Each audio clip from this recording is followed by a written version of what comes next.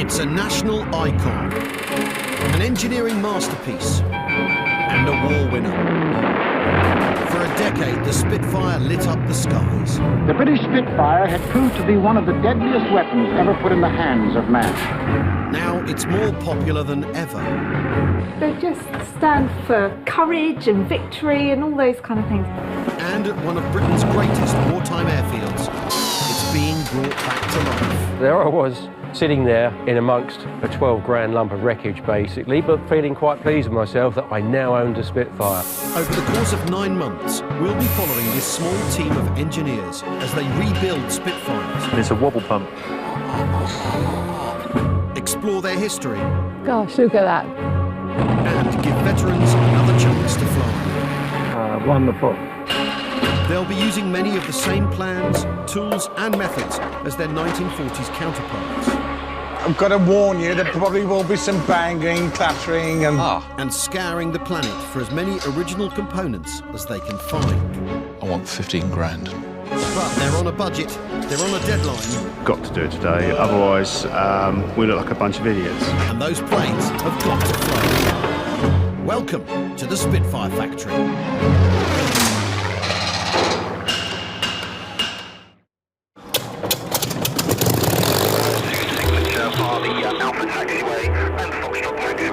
This time at the Spitfire Factory, owner Peter Monk has lots of balls in the air. Morning, Richard. After a slow start, he needs work on their most important Spitfire restoration project to move up a gear. We're heading towards some pivotal moments with the final assemblies. His team historian Robin is planning a special veterans lunch at the hangar. One is even 100, so he will definitely need an easy chair.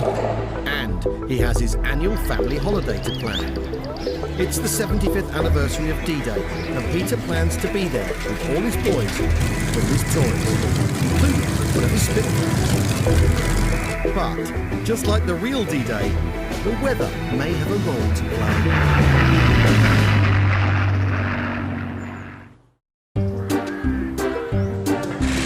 It's been over a year since Spitfire MJ755 arrived back in the UK from Greece to be restored to flying condition. After months of painstaking preparation, assembly of both the fuselage and the wings is well underway.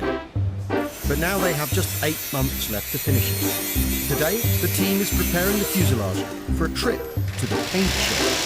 Exciting times for 21-year-old trainee Alex Monk, the boss's oldest son, because this is his first major restoration project. We're just plugging up the last holes on it and putting in the last rivets, and what will happen is it will go over to the paint shop. And so far so good, it's actually pretty smooth. So you probably won't even see half of those rivets when you get some paint on it. So, and you can get that look, then it normally looks pretty slick because the whole airplane looks like one piece. On the first Spitfires, designer R.J. Mitchell used a combination of flush and rounded rivets. Testing showed that using more expensive flush rivets on aerodynamic surfaces could increase speed by 22 miles an hour. Alex has personally fixed about half of the 15,000 odd rivets used so far. There's now about 65,000 or so to go. He's learning the ropes under the watchful eye of Chief Engineer Franco. 15 months work, ready now to get it painted, and next stage we'll get it all kitted out. Wait a minute, I think they're going to drop it in a minute. Put it away, put it away.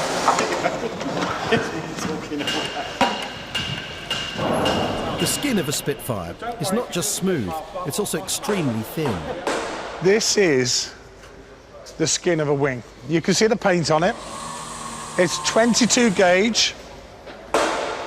They would have used what we call duralium, which has more copper in it. We use now aircraft-grade aluminium. If we have to replace going up him. in that. It's hilarious. Now, if you've had a misspent use, such as I, where you've been dealing with air rifles, you know full well that's going to go straight through it.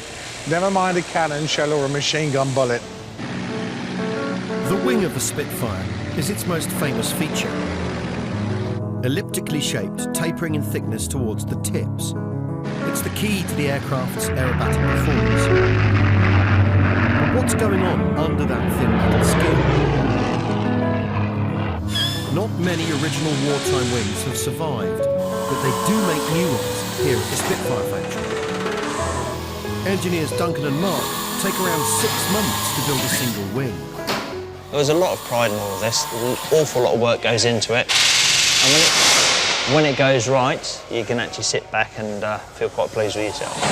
At the moment, they're working on a new wing for a Spitfire being received in Normandy. The framework is complete and the skin is going on. Inside each wing, over 1,000 individual parts are riveted together to form a rigid, lightweight box, which gradually flattens towards the wingtips. In some places, the skin is just 0.6 millimetres thick, which is about 6 sheets of paper. Today's task is to make and attach just one of the 16 skin panels. You start with the skin, you start in the centre, and you just work out. So that way you stretch the skin as you go, so you get a nice flat finish once it's all done. Right now, they're lining it up for drilling and pinning. The rivets will come later. Right, if you can give us a lift up, I've got the ladder. Try and position it up there. Right. Just gonna have to come up slightly. Twist it to you a little bit. That way. That way, yeah, yeah. A bit more or not? That is about right there. This is a bit like tailoring. You've got patterns, and we just make out of metal, really. So we've got landing there, landing through there. Have another look. Yeah, I've got my edge distance there on there. When the position is perfect, they can drill. And temporary pins lock it in place. So all I'm doing is just pinning as we go. But it wasn't always possible to build wings with so much time and care. 80 years ago, they needed to produce new Spitfires more quickly than they were being shot down. It would have been exactly the same skills as we've got. They would have been doing it under a lot more pressure, a lot quicker. These are machines that are worth millions of pounds now, so we take our time and do it to the best we possibly can. Many factory workers were women, without any previous training.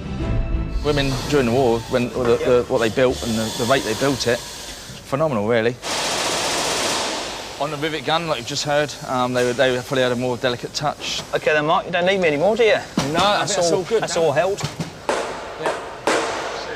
Another new wing nearly finished, but the Greek Spitfire's wings have been much more challenging.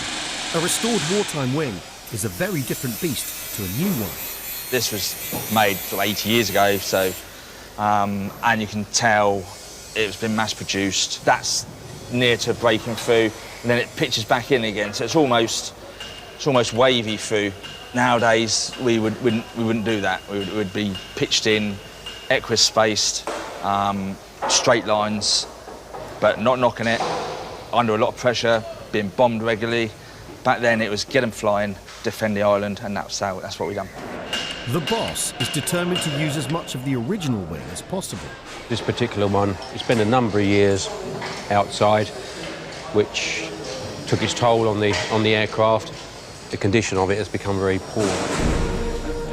Every panel and piece of frame has been dismantled, stripped of paint, and where possible, reused. Authenticity is priceless, and there's one section that Peter's especially excited about. This wing has all of the components for installing the machine guns. Now, it's rare to see all of this, almost unheard of, but it's all there in its entirety. If we were to put a machine gun into this position, clamp it into place, bullets in the ammunition box, these guns would operate exactly as they would have done. As the role of the Spitfire changed over time, the wings got chunkier so they could carry bigger and more powerful weapons. Each of the Greek Spitfire's wings was fitted with one 8-foot-long 20mm cannon and 2 Browning machine guns, which could fire at a rate of 1,150 rounds per minute, but only had enough ammo for a couple of short bursts, totaling about 15 seconds. The cannon and the machine gun, which are fitted in this position, are fed by these rollers here through the drums, which are fitted in this position. The belts fitted in here, but the smaller caliber gun. We go around this side of the wing. The bullets are actually stored in a box, an ammunition box, one of which goes here and one of which goes there. So here we have these are the unrestored ammunition boxes. You can see the marks there where the bullets laid in there would have run along the bottom before running round here and out through there into the machine gun. So you can see that this one's actually been used.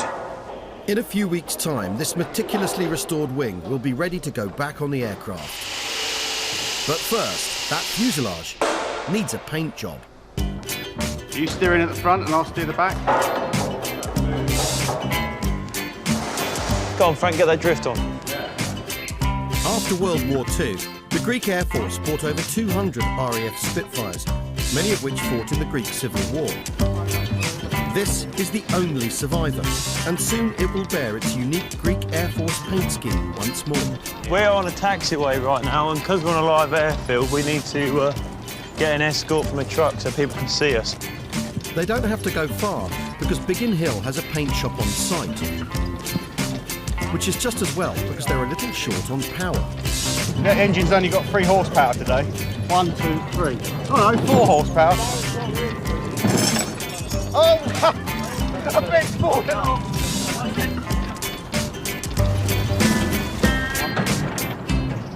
For the paint shop team, it must make a nice change from respraying corporate jets.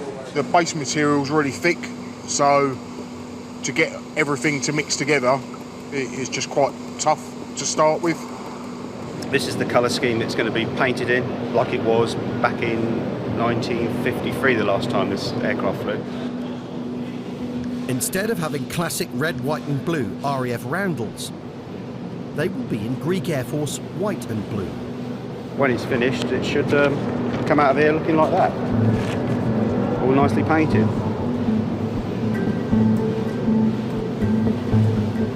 When they're painting the camo, they do sort of both colours at the same time. So the Greek Air Force gave us the paint code. Now we've had them mixed by RAS. Once that's painted, they will come over and look at the aircraft and say, yep, we're happy with it, or no, it needs to be repainted. With the pattern mapped out, creating the soft lines between colours is a fine art.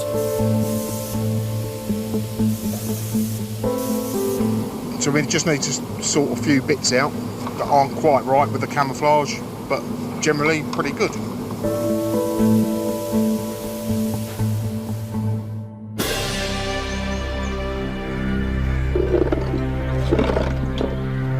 Chuck sets! It's a new day at the Spitfire Factory and 2-seater flights are underway. Today, World War II veterans have been invited to the hangar for a special D-Day celebration. We're extremely patriotic here. It's a big day for team historian Robin Brooks. We're expecting about 12 veterans, which is quite a good selection of guys, all of them well into their 90s. One is even 100, so he will definitely need an easy chair. We've got the Jeeps there for them to create the atmosphere of D-Day. We're hoping to fly one in the MJ772 today. MJ772 is a newly restored Mark 9 Spitfire that took part in D-Day 75 years ago. During the Normandy campaign, she was flown by a Free French squadron. Here is an original photograph of 341, the Alsace Free French Squadron, which was taken at RAF Merston just prior to D-Day. I'm going to put this on the Jeep. All set to go. And the first to arrive is rifleman Ken Hay. I'm just shaking the hand of a true gentleman. Ken fought in Normandy, where he was captured operating behind enemy lines. I'm the only army bod here. No, we'll have 2 of you here. Good. Which is good, so you'll have company. They're all red jobs over here, aren't they? All blue jobs. Mainly, yeah, Brooklyn boys. Of course. Hello, Alan. I'm very pleased to meet you again. Spitfire ace Alan Scott is a veteran of the 1943 Malta campaign, with 6 confirmed kills to his name. Squadron leader Jack Lawrence was a wireless operator shot down in 1943, who famously escaped the Nazis 3 times. And George Dunn, the new local hero, since the team found out he flew their Greek Spitfire in 1947.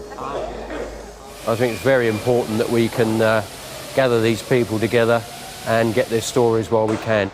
The Heritage Hangar, as you know, we are always pleased to have you veterans here, and today is extremely special because we do have an aircraft that actually flew over the D-Day beaches, flown by Sergeant Habib, and we are extremely pleased to have the French Air Attaché here. It's our tribute to all you gentlemen who did so much for all of us during the war, and we are very, very pleased to have you, and long may it continue.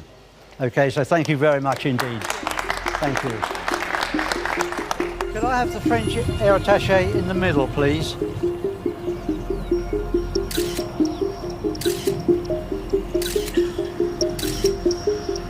Photo op completed, it's time to fly. 97-year-old Spitfire reconnaissance pilot John Musselwhite is going up in the Spitfire, while other veterans get to watch from the air.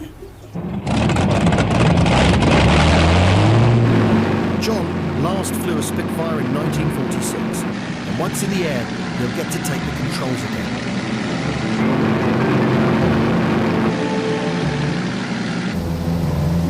Never too old for a barrel roll. A great experience. I've not been up in a two-seater Spitfire before.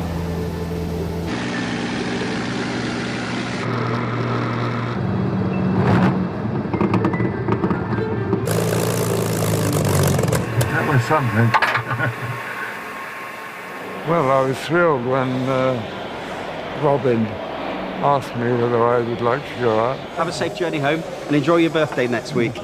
It's been a great start to the Spitfire Factory's D-Day anniversary celebrations. They've all gone home happy, and that's what we like.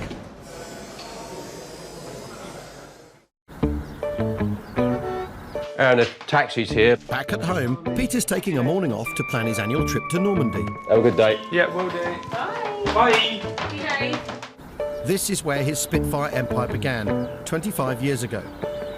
Since then, he's restored 10 Spitfires and accumulated thousands of spare parts, many of which are still in the garage. But wife Linda really wants somewhere to keep her car. This is where Pete has kept all the spit bits for many years. Many dark evenings you spend him rummaging in here looking for bits. I don't know what he does in here. Every so often, Linda tries to have a clear out. Looks like scrap metal to me. I mean, in the past I've been doing a tip run and found bits and bobs in the room next door, and I've loaded it into the car to take up the tip, and Pete's come home and said, "What are you doing with that?" So it comes back out the car and back into here again. I don't like mess, not mess like this. It's just part of Pete, it's just the way he is, he's never going to change. It's just, yeah, it's just a mess. Peter has been summoned to face the music. Oh, do you know how much stuff you've got in here? Well, to be honest with you, I thought I'd move most of it out, but... It's like buried treasure. Do you know what's all in these boxes? No. No. What about all the stuff that you keep buying off eBay? Haven't you got the stuff here? Probably. Do you ever look at stuff when you get it? Or do you just put it on a shelf and then that's it? Well, no, I mean, the part numbers on the box tells you what it is, and if it's a sealed box, I want to leave it sealed until we need it. Look at this. What's that? But you don't even know what that is. There you are. Look, part number there, 5C449 terminal blocks. And there's 10 in there. So you don't need any more? Linda's not making much headway. Not to be opened until required for use. Okay. Even though it was packed in 1951. To put it back, Okay. it was quite safe where it was. But just looking at it, it's, Oh, is he wavering? I just had a little moment there. I think, actually, it's all bloody junk. But it isn't. So can it go in the skip Yeah, then? no way is it going in the skip. Final score? Parts sent to the skip, 0. Dear, oh dear, a mess. And it looks like Linda's car will be staying in the drive for quite a bit longer. Back at the hangar, the Greek Spitfire is back from the paint shop, looking sharp. Here it is then, finally in its livery, complete with the squadron codes and all. What do you think? It looks good to me. It looks pretty neat, actually. It's straight, there's no wrinkles in it, there's no ripples in it really, and so as far as the Spitfire fuselage goes, I think it's come out really well. Now, Alex can crack on with the next stage. This is the original throttle. I haven't done anything with it yet, hence why she's looking a bit dusty. So at the moment, just been fiddling around with the throttle linkages. So it's got a link that comes out of here, which is attached to the throttle in the cockpit. And you do that to open and shut the throttle to put more air and fuel in. This one controls the propeller, that one controls the throttle, and this one does the fuel cut-off, which you just use for stopping the engine. And then this would sit right here, like that. 2 bolts that hold it in the top and a couple in the bottom. Alex has to pass the throttle linkage through a crucial element in the fuselage. In the heart of the Spitfire, frame 5 is where the engine mount, fuselage and wings all attach. It's also a firewall between the engine and the main fuel tank. The throttle controls are just one of several systems that must be threaded through this barrier. Here would be the engine, and then at the back of the engine is the carburettor, just checking it all lines up and is moving smoothly. If it's all notchy, you'll feel it and it won't be very nice to fly. As you do that, pushes this forwards, which moves this here. Bit of grease in there to make sure it is all right, and just a bit of fettling. So take it on, put it off, see where it's been rubbing, see where it hasn't, and just get it moving how I want it. The fettling bits I enjoy a bit more. Yeah, this is quite therapeutic. I put a coating on it, and I can see where it's been moving, and it will rub, because there's a little guide here which it rubs on. But yeah, I can see where it's been making contact, so I'm pretty happy with how that runs. This is the original hardware off of it. So that goes through here like that. The spacer goes on here, like this. And then I push it back through, just gently, slip it back, line it in there, jiggle it around a bit until it goes in, and we'll just whack a washer on to save me paint. And then put a nut on there like that. And then that's hooked up. When the pilot gets in there to fly it, he'll grab hold of different pieces and you'll go, I've done that, and it's nice. Alex is now one small step closer to seeing the Greek Spitfire back in the air. It's 5 days until the 75th anniversary of the D-Day landings. Across the Channel in Normandy, a huge event has been planned to commemorate the anniversary. Peter plans to take 2 of his sons, and he's hoping one of his pilots will be able to fly out their D-Day Spitfire, MJ772. What will be the icing on the cake is if we're able to find some agile veterans that we can fly along the beaches on the 5th and the 6th, and hopefully the 7th, before we bring the aircraft back to Biggin Hill. 55 squadrons of Spitfires took part in the Normandy invasion. With limited resistance from the Luftwaffe, the Spitfire was given a variety of roles. High-altitude reconnaissance missions to photograph enemy positions, ground attack missions against gun emplacements and enemy vehicles, and some were used as spotters for Allied warships as they targeted coastline defences. Peter will need clear flying conditions to get his Spitfire out and back. So, like the Allied generals in June 1944, he's going to be watching the weather very closely. Like this 100% cloud cover all the way down the coast there, which isn't much help to us at all. But Peter's not the only one preparing for D-Day. At Duxford Airfield in Cambridgeshire, a small fleet of these aircraft has been assembling. And in a couple of days' time, Spitfire Factory pilot Peter Kinsey will be flying one. So he's come to check it out. Well, it's very original. I'm not sure it's been painted since 1943. The table we're looking at here is the navigator's table. He had instruments here which duplicated some of the pilot's instruments, and a light to shine on his maps there. Opposite him on the other side is the radio operator's seat. This was one of Eisenhower's 4 machines that won the war. An iconic transport plane known in Britain as the Dakota. Developed from the Douglas DC-3 airliner, they could operate from short runways and were used to airlift supplies and troops to the front lines. On D-Day, they were famous for towing gliders and dropping paratroopers. 12 people will stand up and they will jump out one after the other. And because they had to land them in a very small area, so they were all together when they landed, they jump with about a 1 second gap, approximately, between each one, and no one can hesitate. So the jump master's job is, if anyone does hesitate, just to put his foot in the middle of their back and kick them out, because there can't be any delay at all. On the 5th of June, these vintage aircraft will recreate the mass paratrooper drops of D-Day, weather permitting. Back at Biggin Hill, Alex is preparing his own invasion force. An original piece of paratrooper kit. So this is an Excelsior well bike. It's a fold-up scooter type thing that was used by the paratroopers in the Second World War. This would be dropped with them on a separate parachute in a canister. Canister would open up, fold the bike out and ride off in theory. Roads have bumps in them and potholes, and this only has tiny little wheels and no suspension. Bit of a git to start, don't start very well. It's got no gears, it's got one brake. They're not brilliant. Like, as an idea, it was good. It just didn't carry it out very well. At least we've got the banjo bolt fits now, does it? Yeah, all that's left on the other one. So, it wasn't exactly our finest hour. But Alex is keen to take it anyway.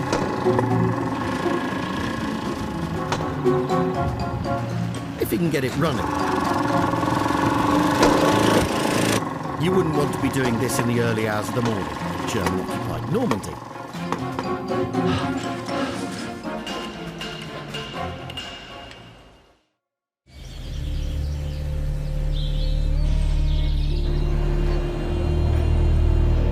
At another restoration workshop, another merry band of engineers is attempting to restore another unsung hero of the Normandy campaign. The near-forgotten Hawker Typhoon. But they've not got much to work with. This is the largest original lump of a Typhoon extant anywhere other than the complete example in the RAF Museum in Hendon. So we've got the rear cone of the fuselage with us, which we're stripping down. The skins, the outer surface, obviously is too far gone. All round the roundel, that's completely scrap. So what we have to establish now, by removing all the skins, is how good the structure internally is. The frames on the inside, we hope, will be mostly usable, certainly repairable in many cases. And the idea is to try and salvage every single thing that we can. Steve is hoping to restore what's left of this plane to become the world's only flying Typhoon. And his team will do whatever it takes to save each individual part. We can remake things like this, but that sort of defeats the object of restoration. If you see what I mean. Yeah. If we can save this, then, you know, it is what it is. It's, you know, this has done the business. It's flown. It's been there. Yeah. So, going to have a go at dressing that out. So we put it in the oven, and yeah, hopefully it will go. The oven is used to soften the metal at over 500 degrees, so that Jake can literally hammer it back into shape. Raising the money to restore the Typhoon is also a monumental task. We're going to raise 5 million, and we're going to rebuild a Typhoon to fly. I mean it, and I'm going to bloody make sure it happens. Originally designed as an interceptor, the Typhoon couldn't compete with the latest German fighters. But it did prove a very stable low-level gun platform. Armed with rockets, it became the RAF's most lethal ground attack aircraft. A vital role as the Allies fought their way back across Western Europe. But in Britain, its memory has been eclipsed for a simple reason. The Spitfire was in the Battle of Britain, which was in the skies overhead the UK. So people saw what it was doing firsthand. The Typhoon made its name in Normandy, and on the continent, the French, the Dutch, the Belgians, they can't get enough of the Typhoon. There are memorials everywhere, there are plaques, the streets are named after their pilots, everything. Yet over here, most people don't know what a Typhoon is. Sam has enlisted veteran pilot Bernard Gardner to help his cause. In May 1944, Bernard was a 21-year-old pilot in 257 Squadron when he first flew a Typhoon. It was quite daunting, really, because we suddenly had a much heavier aeroplane altogether, much more powerful, and it's quite daunting to sit in the cockpit and realise that I'm going to have to fly this thing. It absolutely leapt into the air with that 2,000 horsepower Sabre engine. At full power, the aeroplane, it really was straining at leash. These were fitted with 8 rocket rails. The rockets were underneath the wing there. They all went out with a very loud whoosh as they fired. In Normandy, the Typhoon proved devastatingly effective. Rommel said that the reason the Allies won at Normandy was because of the Typhoon. He said none of his troops, his armour, could move during the day in good weather. They were just effectively stopped in their tracks because of the Typhoon. We'd probably approach at something like 2,000 feet and then dive down along the trenches. The Typhoon, of course, very fast, and it gets over 500 miles an hour in dive. I can't remember ever feeling fear going into the operation at all. In the workshop, Jake's been hammering away on that frame section for hours. There's still a slight gap under there, so we need to basically try and pull that out a little bit further. One false move, one stray hammer blow, and it's game over. You can get it to a certain stage where you think, oh yeah, we wouldn't be able to reuse this, and then one tap of the hammer and all of a sudden a crack appears and then you can't use it. A day's work to rescue one part, and the price tag of $5 million to get this aircraft flying starts to make sense. It's basically priceless to us. This will be the best memorial that you could possibly have to the crews that flew and died in the Typhoon. After the war, Bernard and his squadron flew their Typhoons back to England, where they were scrapped and forgotten. Very sad to see so many lovely aeroplanes just being destroyed because they'd finished their operational use and that was it. It just disappeared into obscurity. It was just forgotten about completely. It's a unique restoration project. There will not, I'm sure, be another Typhoon restored to airworthy status. It'll be several years, admittedly, but ultimately it will be the world's only airworthy Typhoon. I would love to come and see it actually flying and see and hear it too. This Typhoon isn't going to make it to the 75th anniversary of D-Day, but it might just be there for the 80th. For more than one full year, there poured into Great Britain a torrent of war implements. Tanks, guns, weapons beyond description. And men, American soldiers, at the rate of 150,000 every month. In June 1944, thousands of trucks and trains were loaded up for D-Day. And today, Peter and his boys are loading up their truck for their trip to Normandy, including another of Eisenhower's war-winning machines. Both these Jeeps are wartime Jeeps. It's relevant that we take them over. There'll be lots of others, so we'll mingle in with the rest.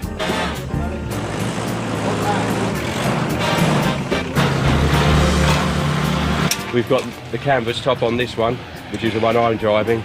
The one that Alex is driving hasn't, so he's going to get a wet backside. I just like things that look good. Jeep looks better with the roof down. Peter's youngest son, Leon, has also caught the family history bug.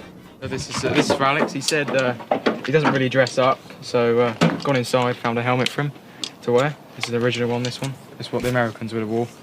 Leon will be going the whole hog. Got my own British Airborne uniform, so I wear that over there. Got all the kit that goes around the waist. I've got a couple of parabikes as well, the BSA folding bikes, which the British Airborne used to use. They fold them up, put them on their backs, had a pin down there, and they would jump with them. But is this Linda's idea of a family holiday? No, it's every day. This is a continuation of at home, pouring petrol into Jeeps. I'm staying at home and holding the fort at home with my older son Aaron while he does his exams. It's quite a nice experience. Boys have been going since they were down here, you know, so yeah, it's just a way of life with us. A Normandy trip. But just how many toys can they fit on the truck? He should be gone 10 minutes ago. The jeeps are cleaned and fastened. Basically. The bikes are loaded up. The engine's on. And it's time for the Monk family vacation to get underway. Next stop, the beaches of Normandy. On 4 June, the weather forecast for D-Day caused grave concern. D-Day was postponed 24 hours to 6 June. Will history repeat itself for the Biggin Hill team? It's touch and go whether Peter will have his fighter escort joining him in Normandy or not. The aircraft is ready. We are ready to go. We just hope the weather is going to be in our favour.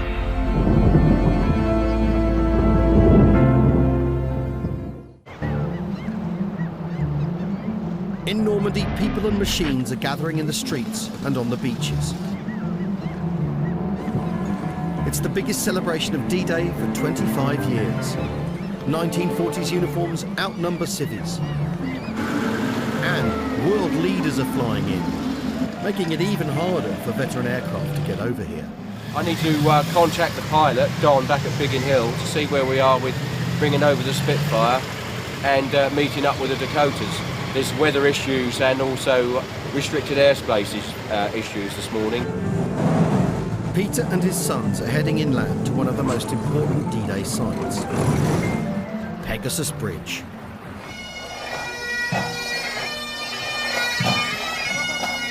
It was here that the first attack of D-Day took place just after midnight on the 6th of June. 181 men in 6 gliders landed yards from the bridge, captured it in just 10 minutes, and held it until reinforcements arrived.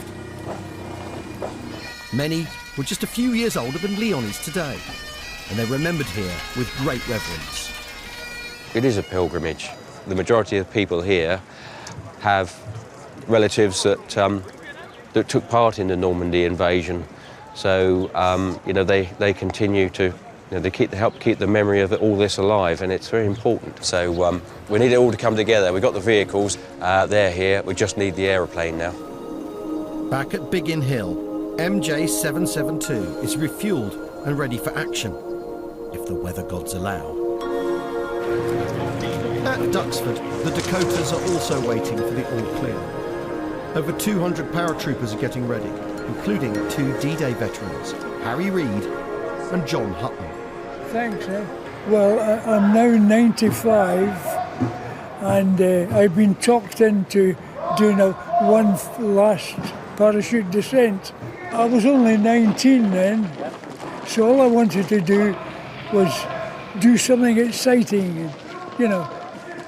I came here out of a promise I made to my mates who are buried here now. The modern paratroopers are kitted out exactly as their counterparts were in June 1944.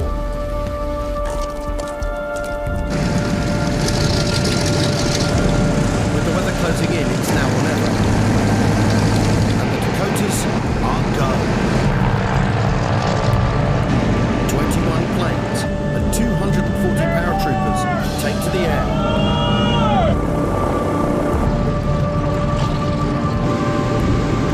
But where is their fighter escort?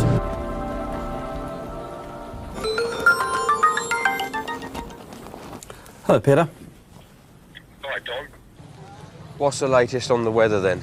The weather at the moment is it's slowly closing in. Down to the southeast, so basically from about 1 o'clock onwards. The western edge of the French coast down from Calais down past the Touquet is pretty much covered in heavy showers. Well, unfortunately then, Don, in that case, we'll scrub it. OK, all right then, I'll let everybody know here. I mean, it's disappointing, obviously. Absolutely, and the airspace restrictions haven't helped either, have they? So, all right. Scrubbed. They're just in the big enough window to get the aeroplane over and back. Weather tomorrow is just as bad, so, and getting worse on Friday, it's going to be awful, so we scrubbed it. That's a bucket list. But the 75th anniversary of D-Day must go on. In the early hours of June the 6th, paratroopers landed to take control of key positions. At 5 a.m, Allied ships started pounding German coastal defences, covering the approach of the landing craft. At 6:30 a.m, H-hour, the barrage stopped, and the first Allied troops landed on 5 Normandy beaches. Spitfires and Typhoons flew overhead, defending the airspace and launching ground attacks on fortified positions. Thousands died, but the beaches were secured. Operation Overlord had begun.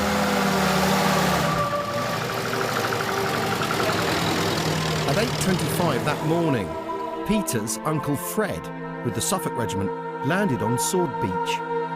In the British sector, special duty engineers hit the beach first, with the medics and infantry following. Fred Monk's first objective was to take a gun battery in a nearby village.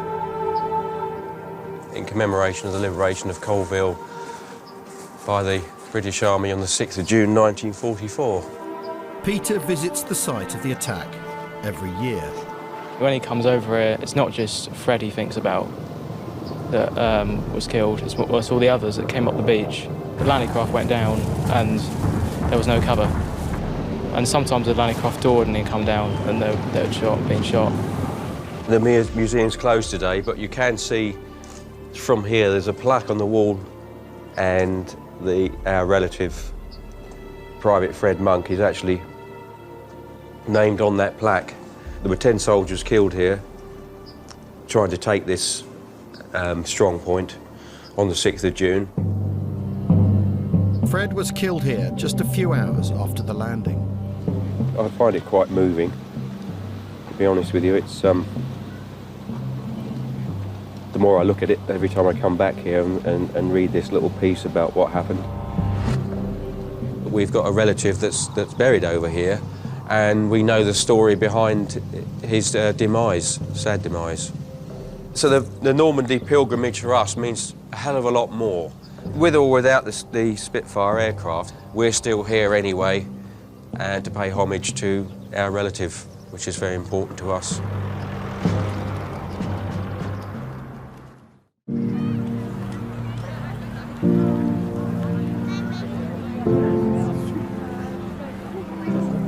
Late in the afternoon, the Dakotas are nearing Normandy.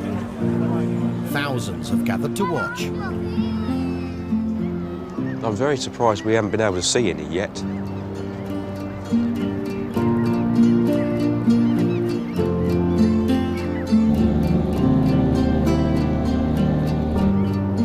There's 3 over there, look, in close-ish formation. Yeah, there's 3 more. There you go. Yeah, oh yeah, they're close. Yep.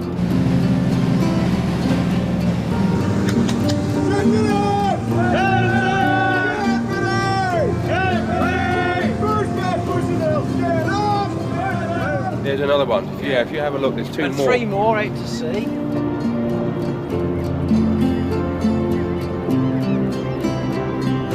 Check, steady flights! Check, steady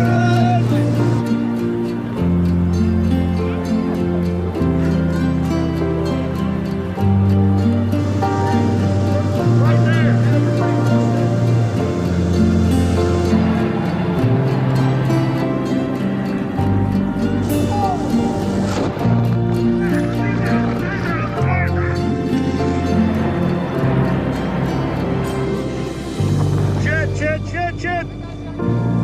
In the early hours of D-Day, 815 Dakotas arrived in France. Flying low to avoid radar, some were shot down.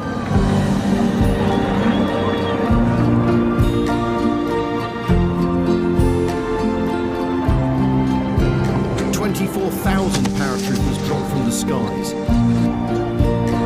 Landing deep inside enemy territory, many were instantly hit by machine gun fire.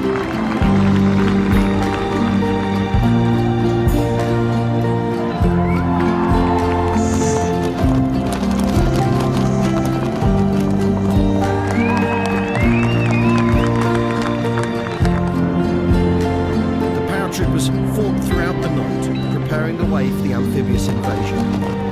Brutal work and complete darkness.